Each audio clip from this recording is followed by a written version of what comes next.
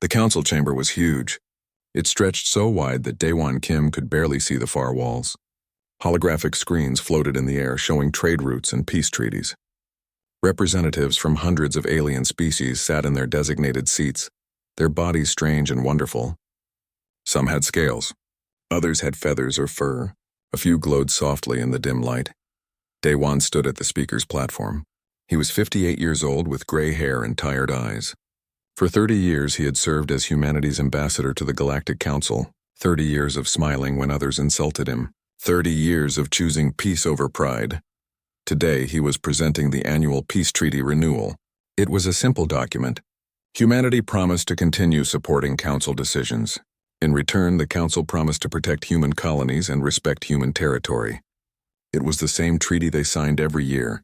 The Velcrin representative interrupted him. The creature looked like a massive insect with too many eyes. Its translator device made its voice sound sharp and cutting. It said humans were useful pets who had forgotten they ever had teeth. The chamber filled with clicking and buzzing sounds. The aliens were laughing. Daewon's smile never changed. He nodded politely and continued his presentation. Inside, something cold settled in his chest. He had felt it before many times. He pushed it down and kept talking about peace and cooperation. After the session ended, Daewon walked through the council's gardens. Another human waited for him there. Hana Park wore a military uniform with no decorations. She was the commander of Earth's defense initiative, though few aliens knew what that meant. She had short black hair and eyes that missed nothing. They did not speak until they were alone. Hana handed him a data tablet. On it was a report from Dr. Ji-Woo Choi, a scientist who studied how aliens viewed humans. The numbers were bad. 17 species now openly mocked human diplomats. 6 species had broken territorial agreements, knowing humans would negotiate instead of fighting back. Alien military commanders were sending messages to each other, calling humanity weak and easy to ignore. Daewon read the report slowly. When he finished, he asked Hana what she thought they should do. She said nothing at first. Then she reminded him of something. Humans chose peace because they knew what war cost. Earth's history was filled with terrible conflicts. Nuclear weapons, biological warfare, billions dead. Humans nearly destroyed themselves before they finally learned to stop fighting. That was why humans built their civilization on peace. That was why they became diplomats and mediators when they reached the stars 300 years ago. They wanted to be better than their ancestors. They wanted to prove that intelligence and kindness could win over violence. But the galaxy did not understand. These alien species had never almost destroyed themselves. They had never looked into the darkness and barely survived. They thought peace meant weakness. They thought humans who refused to fight were unable to fight. Hana said she would continue monitoring the situation. Then she left. Daewon stood alone in the garden. Beautiful alien flowers bloomed around him. He thought about his grandfather, who had survived Earth's last great war. The old man had told him stories about cities turning to ash, about children who never grew up, about the moment humanity realized it had gone too far. His grandfather had made him promise something. Never forget what humans are capable of. Never forget the cost of war, but also never forget that predators only respect strength. Peace is not the absence of weapons. Peace is having weapons and choosing not to use them. Daewon touched the memorial stone in the garden's center. It listed the names of every species that had joined the council. Humanity's name was near the bottom, added only 300 years ago. Above it were species that had been here for thousands of years. They thought their age made them wise. They thought their experience made them superior. They were wrong. But Daewon could not tell them that. Not yet, maybe not ever.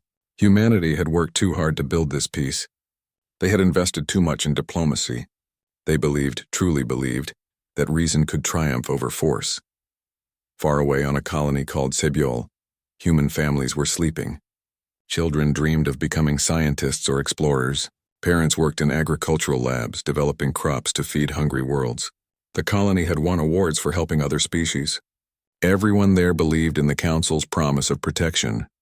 They believed that if you helped others, others would help you. They believed that peace was real and lasting. They believed humanity's choice to be kind was the right choice. In orbit above Sebyol, sensors detected nothing unusual. The defense satellites were old and weak. There was no need for strong defenses. The council protected its members. That was the law. Daewon Kim did not know that everything was about to change. He did not know that humanity's 300 years of patience were about to end. He did not know that the galaxy was about to learn a terrible truth. Some species choose peace because they cannot fight. Other species choose peace because they can fight but choose not to. The galaxy had never learned to tell the difference. They were about to get a lesson that would change everything forever. The stars continued burning. The galaxy turned slowly in the darkness, and on 1,000 human worlds, people who had forgotten how to hate were about to remember why their ancestors had been so very, very good at it. Sabiol Colony orbited a blue star at the edge of Council space. 47,000 humans lived there. Most were families who wanted a simple life away from crowded Earth. The colony specialized in growing food in difficult conditions. Their scientists had developed crops that could grow on worlds where nothing else survived. The colony had won 12 council awards for helping other species. When the Talvan people faced famine, Sabiol sent them drought-resistant wheat. When the Mira homeworld soil turned toxic, Sabiol scientists created plants that cleaned the poison while growing food. The colony asked for nothing in return. Helping others was reward enough. Yoonji Song was the colony governor. She was 43 years old with kind eyes and strong hands from years of working in the greenhouses. Every morning she walked through the biodomes and talked to the farmers and scientists. She knew everyone's name. She attended birthday parties and helped families when they struggled. On the day everything changed, Yoonji was teaching children about photosynthesis. She was explaining how plants turn sunlight into food when the alarm started screaming. At first she thought it was a drill. Then she saw the fear on her assistant's face. 20 Thraken warships had appeared in orbit. The Thraken were a warrior species. They had scales like armor and believed strength was the only virtue worth having. They respected power and despised weakness. They had been members of the council for 4,000 years. Yoonji rushed to the communications center. She opened a channel to the Thraken fleet commander. She greeted him politely and asked what the Thraken needed. Maybe they required supplies. Maybe their ships needed repairs. Sabiol would help however they could. The Thraken commander laughed. His scales were dark red, almost black. His eyes were yellow and cold. He said the Thraken Empire was claiming the colony's moon for military bases. The humans had one day to evacuate the entire colony. After that, any humans remaining would be removed by force. Yoonji felt her stomach drop. She tried to stay calm. She explained that Sabiol had been here for 80 years. The council had granted them this territory legally. Surely there were other moons, other places the Thraken could use. She would help them find alternatives. She would personally contact the council to arrange better locations. The Thraken commander's laughter grew louder. He said humans were famous for talking endlessly while doing nothing. He said he did not fear human retaliation because humans never retaliated. They negotiated. They begged. They compromised. They were prey pretending to be predators one day. That was all the time humanity had. Yoonji immediately contacted Ambassador Daewon Kim at council headquarters. Daewon listened to her report with growing horror. He promised he would fix this. He would make the council act. She should evacuate the children first, just as a precaution, but he would stop this before it went further. Daewon stood before the Galactic Council for 17 hours straight. He presented evidence of treaty violations. He showed maps proving the Thraken claim was illegal. He reminded the council of their duty to protect member species. He begged them to send peacekeepers immediately. Species after species expressed sympathy. They all agreed the situation was unfortunate. But none would commit forces. The Velkrin representative said humans should simply relocate. Space was vast. Finding a new home was easier than conflict. The Thraken ambassador said if humans wanted respect, they should have demonstrated strength instead of weakness for 300 years. The council voted to form a committee. The committee would study the issue carefully and recommend a solution. The first meeting would be in 6 weeks. Until then, both sides should avoid escalation. Daewon stared at them in disbelief. 6 weeks. The Thraken had given Sabiol 1 day. Back on Sabiol, the colonists gathered in the main assembly hall. Yoonji told them what was happening. Some wanted to evacuate immediately. Others refused to abandon their homes. They had built this place with their own hands. They had lived here for decades. This was their world, the colonists voted. By a slim majority, they decided to stay. If they left, The Thraken would just do this to another human colony. Someone had to stand up to bullies. The council had to see that its laws meant something. They would evacuate the children to nearby stations, but the adults would remain. The day passed. The Thraken deadline expired. The colony was still inhabited. Gyunji sent one final message to the Thraken commander, asking for more time to negotiate. He did not respond with words. The Thraken warships opened fire. Energy weapons struck the biodomes first. Glass and steel exploded into space. Thousands of people died in the first minute. Dr. Taehyun Kim was in Lab 7, working on a new rice variant that could feed millions. The lab disappeared in a flash of light. He died holding his research notes, trying to save work that would help others. The attack continued for 3 hours. The Thraken commander broadcast it live across the galaxy. He wanted everyone to see what happened to weak species. The footage showed people running through collapsing corridors. It showed parents shielding children. It showed the moment the main reactor was hit and half the colony turned to fire.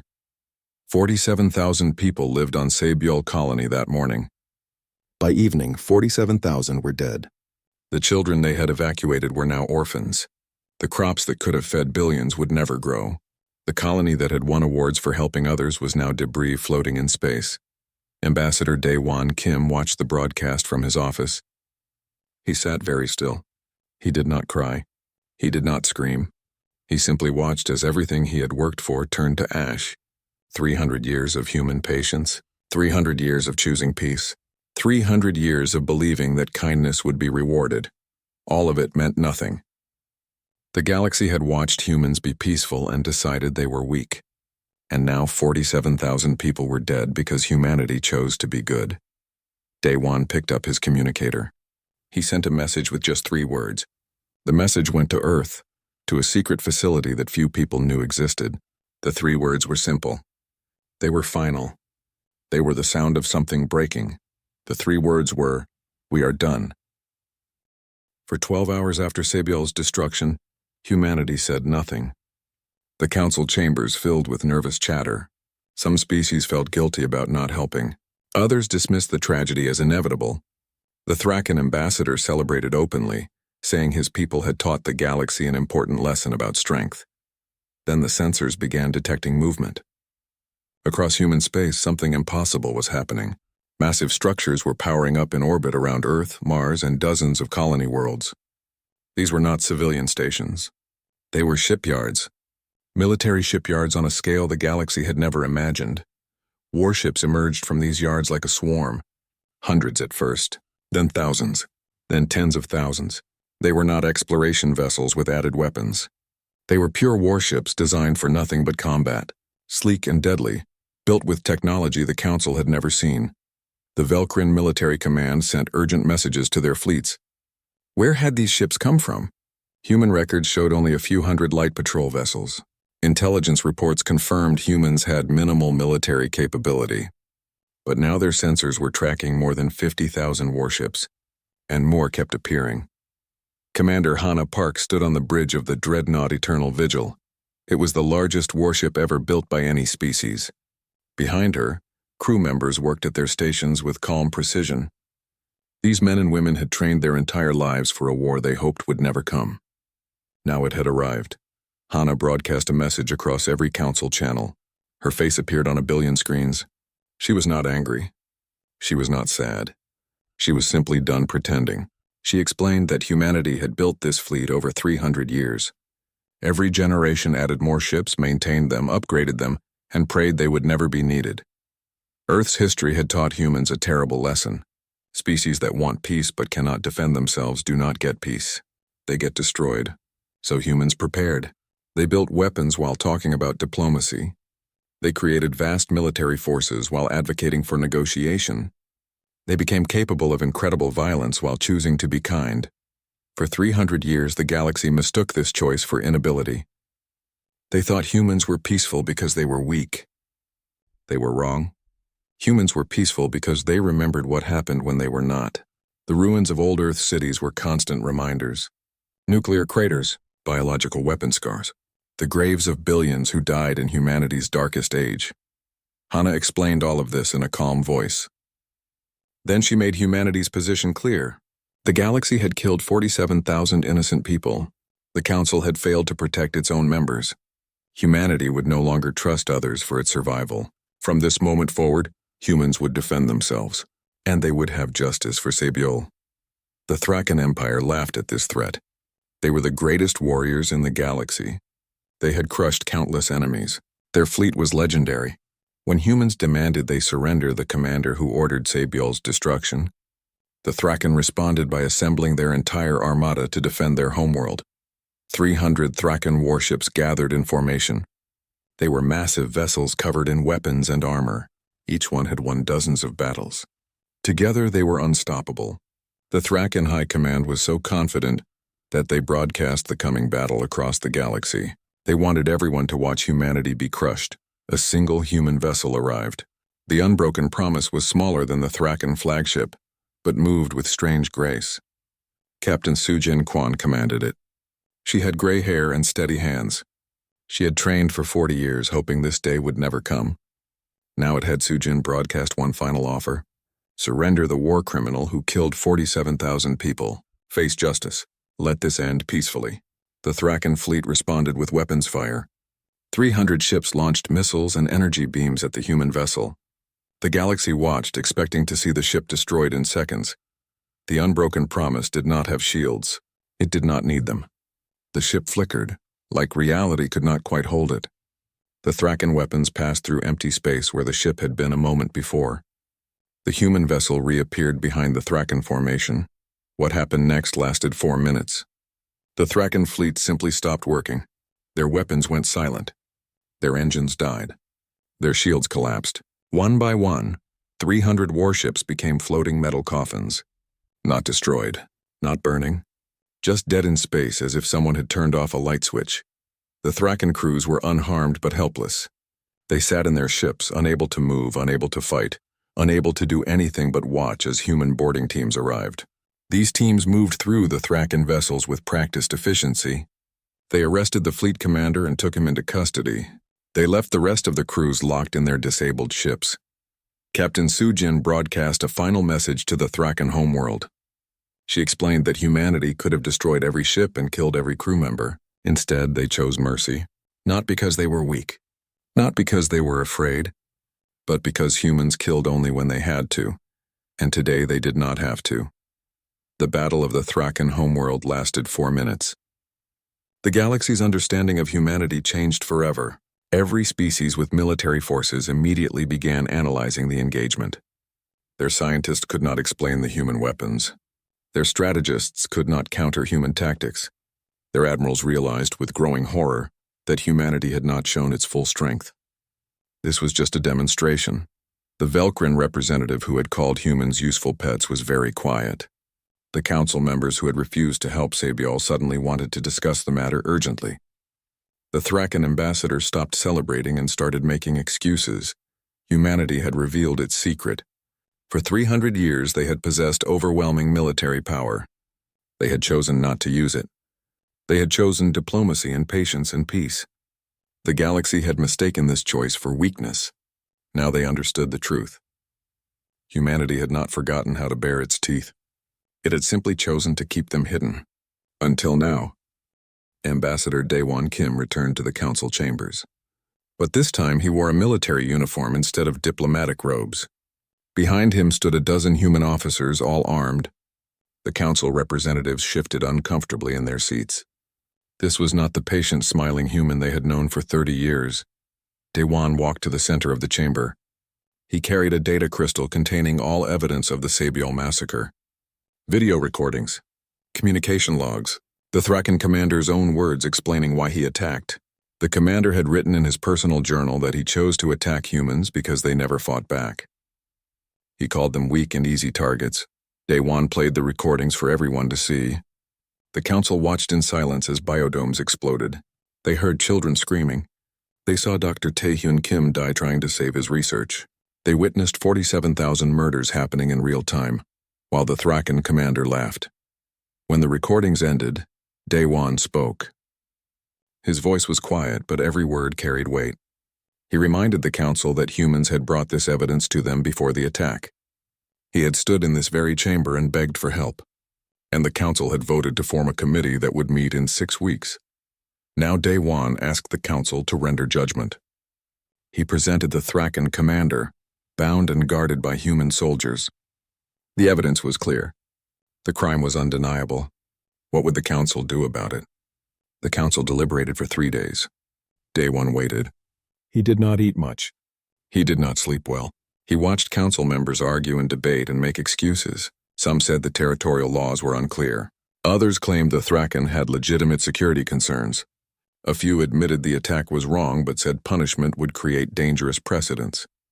On the 3rd day, the council announced its decision. They acknowledged the Thraken commander had acted rashly. They agreed his actions were regrettable. But given the complex political situation and the lack of clear military deterrent, they recommended mediation and financial compensation rather than criminal punishment. Day-Wan listened to the verdict without expression. Then he asked a simple question. If the council would not punish someone who murdered 47,000 people, what crimes would they punish? The council had no answer. Commander Hannah Park watched this from Earth via hologram.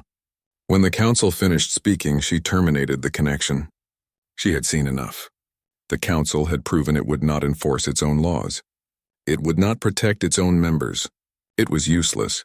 Humanity convened its own tribunal. The trial was broadcast across the galaxy. The Thraken commander was given a lawyer. He was allowed to present any evidence in his defense. He was treated with dignity and respect. The trial followed every rule of justice that humanity had developed over centuries. The verdict was guilty. The evidence was overwhelming. The commander had killed 47,000 innocent people deliberately and without remorse.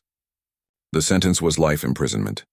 He would spend the rest of his existence in a human facility, where he would be treated humanely but would never be free again. The Thraken Empire protested loudly. They demanded the council intervene. They claimed humans had no authority to judge Thraken citizens, but their protests were quiet and careful. They had seen what happened to their fleet. They did not want to test humanity further. Ambassador Day-Wan Kim stood before the Galactic Council one final time. He did not shout. He did not accuse. He simply stated facts. For 300 years, humanity had invested in peace. They had believed the Council would protect its members and enforce its laws. They had been wrong. The Council had failed its most basic purpose. When humans needed help, the Council did nothing. When criminals murdered humans, the Council made excuses. Therefore, effective immediately, humanity was withdrawing from the Galactic Council. Earth would no longer participate in galactic governance. Human colonies would defend themselves. Human ships would protect human lives. And humanity would never again trust others to keep them safe. Day-Wan explained humanity's new position. Humans would trade with anyone. They would be friends with those who offered friendship. But human territory was now sovereign. Any species that threatened human lives would face immediate response. No warnings, no negotiations, no council debates, just action. This was not a threat, Day-Wan explained. It was simply reality. The galaxy had wanted to see if humans had claws. Now they knew. The question was whether the galaxy would force humans to use them again. With that, Day-Wan walked out of the council chambers. His delegation followed. The doors closed behind them with a final sound. 300 years of human participation in galactic politics ended in that moment. The council chambers erupted in chaos. Species that relied on human mediation realized their conflicts would now go unresolved. Humanitarian crises that humans had quietly managed suddenly had no coordinator. Trade routes that human diplomats had negotiated were now uncertain, but the greatest fear was simpler. The galaxy had seen what humanity did when one colony was attacked. What would they do if seriously threatened? Dr. Jiwoo Choi's old reports about human psychology were suddenly being studied frantically. Military analysts reviewed humanity's history. They read about world wars and nuclear weapons and conflicts that killed billions. The galaxy began to understand something terrifying. Humans were the only species to nearly destroy themselves and survive. They were the only species that knew what total war meant. They were the only species that had climbed back from the edge of extinction through sheer stubborn will. That survival instinct, dormant for 300 years, was now fully awake, and the galaxy had no idea what to do about it. The galaxy adjusted to its new reality slowly and painfully. Human ships now patrolled human space with obvious weapons. Human colonies installed defense systems that made even the Thraken nervous. Human diplomats still attended trade negotiations, but they no longer begged or pleaded. They stated terms and waited for acceptance. Commander Hana Park outlined humanity's new doctrine in a speech broadcast to every inhabited world. The message was simple. Humans wanted peace. They would trade fairly. They would help those who needed help. But human territory was now absolutely protected. Any species that threatened human lives would face immediate and overwhelming force. No debates. No committees. No second chances. Some species thought this was just talk. The Velcrin Empire had been mocking humans for decades. They decided to test the new human resolve. A Velcrin fleet blockaded a major human trade route, demanding higher fees for passage. They expected humans to negotiate for weeks while the blockade caused economic damage. Captain Minho Lee arrived 6 hours later. He commanded a strike carrier with enough firepower to destroy planets. But he did not attack. He simply opened a communication channel to the Velcrin commander and gave him a choice. Remove the blockade now or have it removed by force. Humans would wait exactly 1 hour. The Velcrin commander was caught completely off guard. Humans were supposed to negotiate. They were supposed to compromise. They were supposed to be reasonable. He contacted his superiors asking for orders. His superiors were silent. They remembered the Thraken fleet. They remembered 4 minutes of complete military dominance. At 59 minutes, the Velcrin fleet withdrew. They did not argue. They did not make threats. They simply left. Captain Minho Lee did not pursue them. He broadcast a simple message to the entire galaxy. Humanity keeps its promises. 1 warning, 1 hour. After that action, the message spread quickly. Species that had considered testing human boundaries reconsidered. Trade disputes with humans were suddenly resolved favorably. Territorial disagreements were settled immediately. No one wanted to be the next example of human military efficiency. But something unexpected happened. Smaller species, those who were often bullied by the Council's powerful members, began reaching out to humanity. The Minthari were a peaceful people who studied science and art. They had been threatened by the Velcrin for years, and the Council had done nothing. Now they asked humanity for a mutual defense treaty. Dr. Jiwoo Choi met with the Minthari delegation. He was cautious. Humanity did not want to become the galaxy's police force. They did not want to replace one empire with another. But the Minthari made a good argument. They said humanity had shown something rare in the galaxy, strength combined with restraint. They had destroyed a fleet without killing anyone. They had punished criminals without massacring populations. This was justice, not conquest. Other species followed. The Kolani had lost a colony to Velcrin aggression. The Council had ignored their pleas, just as it had ignored Sabiel. Now they asked if humanity would protect them. The Talvin Accord, a group of peaceful trading species, requested human security guarantees for their ships. Humanity faced a choice. They could remain isolated, protecting only their own, or they could help others who faced the same injustice humanity had suffered. Commander Hana Park consulted with Ambassador Daewon Kim and Dr. Jiwoo Choi. After long discussions, they made a decision. Humanity would offer protection to species that met certain conditions. They must be peaceful themselves. They must not ask humans to fight their wars of aggression. They must treat humans as equals, not servants, and they must understand that human protection came with human justice. Those who committed crimes would face consequences regardless of their species. 17 species signed treaties with humanity within the first year. These were not the powerful empires that dominated the Council. These were smaller civilizations that had been pushed around for centuries. Now they had protection.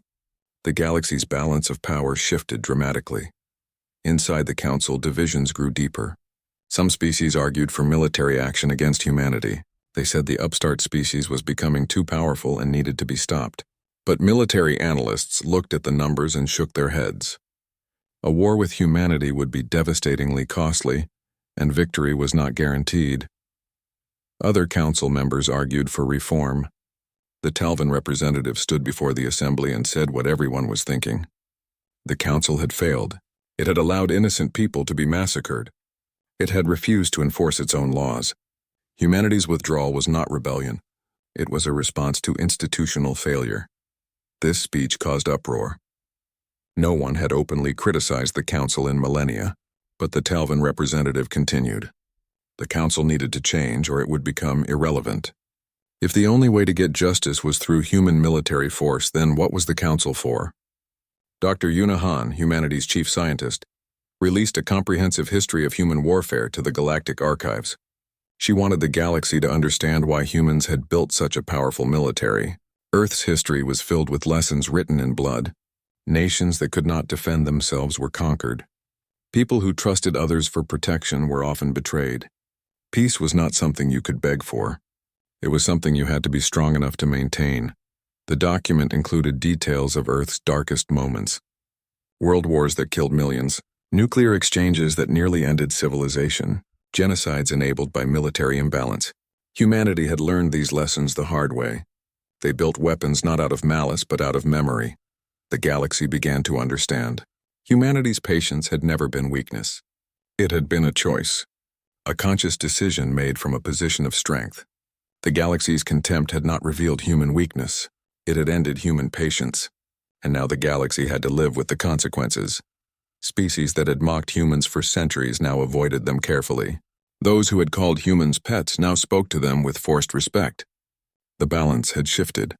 Humanity was no longer the galaxy's mediator. They were its judge. And no one was quite sure what that meant for the future. In the halls of Earth's government, humanity debated its future. The question was simple but profound. What kind of species would they become? The military victory was complete. The galaxy feared them. Smaller species sought their protection. Powerful empires avoided confrontation. Humanity could reshape galactic civilization however they wanted. Admiral Sung Ho Kang led one faction. He argued that humanity had been too restrained for too long. The galaxy understood only power. If humans wanted to be safe, truly safe, they needed to become the dominant species, not through cruelty, but through undeniable strength. No one would ever threaten humanity again if everyone feared the consequences. Ambassador Daewon Kim represented the opposing view. He reminded everyone why they had chosen peace in the first place. Dominance led to tyranny. Tyranny led to rebellion. Rebellion led to war. And war was what humanity had spent 300 years trying to escape. They had fought to protect themselves, not to rule others. The debate was fierce. Both sides made compelling arguments. Commander Hannah Park listened to all of it. She had the deciding vote, and everyone knew it. Whatever she chose would determine humanity's path for centuries to come. While Earth debated, something unexpected happened in the prison where the Thraken commander served his sentence. He had been there for 6 months, guarded by human soldiers who treated him firmly but fairly. He received 3 meals daily. He had books to read. He was allowed exercise time. His guards spoke to him with respect, never with cruelty. The Thraken commander had expected torture. He had expected humiliation. That was what strong species did to defeated enemies. But humans did neither. They simply kept him imprisoned, safe and healthy, while treating him like any other criminal. It confused him deeply. He requested a meeting with Commander Hannah Park. He expected to be refused. To his surprise, she granted the request. She arrived at his cell wearing a simple uniform without weapons. She sat across from him and asked what he wanted to discuss. The Thraken commander admitted something he had never told anyone. He attacked Sabiol because he believed humans were weak. In Thraken culture, those who choose not to fight are unable to fight. He thought humanity's patience proved their inability. He had been wrong, completely, utterly wrong. Now, living among humans who possessed overwhelming power but used it with careful restraint, he understood what true strength meant. It was not the ability to kill. It was the discipline to choose when killing was necessary. His people had mistaken this discipline for weakness. The mistake had cost him everything. He asked permission to address his people. He wanted to explain what he had learned. Hannah Park considered the request carefully. Then she granted it. The Thraken commander's speech was broadcast across the Thraken Empire. He spoke about honor and strength and the difference between a warrior and a murderer. Meanwhile, the Galactic Council underwent dramatic changes. Reform-minded species had gained influence. They proposed new treaties that would actually protect member species and enforce galactic law, but they acknowledged that enforcement required power. And humanity had proven they possessed that power. A delegation arrived on Earth with an unprecedented offer. They asked humanity to rejoin the council, but not as a junior member. They offered humanity a permanent seat on the Security Directorate with authority to enforce council law. They admitted the council had failed Sabiol. They proposed reforms that would prevent such failures in the future. It was essentially an acknowledgement that the galaxy needed humanity more than humanity needed the galaxy. The council could not function without human strength to back its authority. The question was whether humanity would accept reconciliation or maintain isolation. Commander Hannah Park stood before Earth's Grand Council. She had heard all the arguments. She had considered all the options. Now she would cast the deciding vote. She began by honoring the dead of Sabiol. She read some of their names aloud. Dr. Taehyun Kim, Governor Yoon-ji Song, children who would never grow up, scientists who would never complete their work. She spoke about her walks through Earth's Memorial Garden. She talked about nuclear craters and biological weapon scars. She reminded everyone that humanity's history was written in the blood of those who forgot the cost of war. Then she made her decision. Humanity would rejoin the council, but on new terms. They would participate as equals, not supplicants. They would offer their strength in defense of justice, not in pursuit of power. And if the galaxy ever again mistook human patience for weakness, the response would be absolute and final. The vote passed. Humanity would return to galactic politics, but the relationship had fundamentally changed. Where once humans were dismissed, now they were heard. Where once they were mocked, now they were respected. Species that had ignored human diplomatic efforts now sought human mediation, knowing that humanity's judgment was backed by capability. Ambassador Dae-Won Kim returned to the council chambers. This time he sat at the high table alongside the most powerful species. His voice carried the same weight as any other. When he spoke about justice, species listened. When he proposed solutions, species considered them carefully. The change was not because humanity had become cruel. It was because they had proven they could be. The Thraken Empire, influenced by their imprisoned commander's speech, underwent remarkable transformation.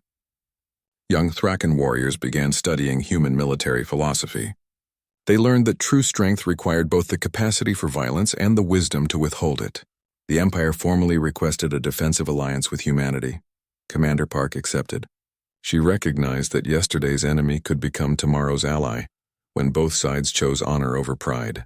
The Thraken pledged to defend human colonies as they would their own worlds. In return, humans would help protect Thraken territory from external threats. The galaxy learned a lesson that would echo for generations. Peace is not the absence of power. Peace is having power and choosing not to abuse it. And the most dangerous beings are not those who cannot fight, but those who can and choose not to until they must. 5 years had passed since the Sabiol massacre. The rebuilt colony stood as a testament to human resilience. New biodomes sparkled in the light of the blue star. Research labs hummed with activity. Children played in gardens where their parents had died, protected now by defense systems that made the colony nearly invincible. A memorial wall listed all 47,000 names. Families came to visit, laying flowers and remembering. Beside the wall stood a simple inscription carved in stone. It read, "They died because we chose peace. We remember so we never forget the cost." The new colonists continued the work of those who had died. They still developed crops for struggling species. They still helped solve agricultural problems across the galaxy. But now they did it from a position of safety. No one would attack Sabiol again. Everyone understood the consequences. Ambassador Dae-Won Kim, now approaching 70 years old, stood before the council with a new proposal. He called it the Galactic Peace Initiative. The framework was straightforward. Species that resolved disputes peacefully received trade benefits and technological exchange. Species that threatened others faced unified council response, enforced by human military forces when necessary. For the first time in galactic history, the council had real authority. Not because everyone agreed it should, not because species respected tradition, but because humanity provided the strength to enforce council law. Several species grumbled about human influence, but none challenged the new order. They had seen what happened to those who did. The initiative worked remarkably well. Trade disputes that would have festered for years were resolved in weeks. Territorial disagreements were settled fairly. Smaller species no longer lived in fear of powerful neighbors. The galaxy became more stable than it had been in millennia. Dr. Jiwoo Choi published his comprehensive study on interspecies psychology. His research focused on how species earned respect. The findings were fascinating and disturbing. Most galactic species operated on predator-prey dynamics. Those perceived as weak were victimized.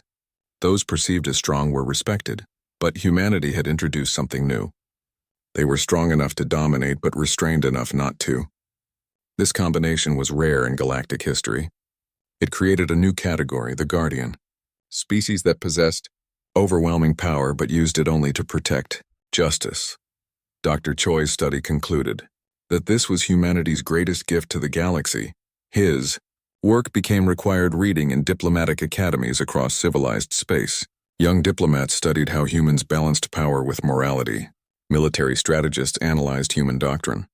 Philosophers debated whether other species could learn humanity's restraint, or if it was unique to Earth's traumatic history.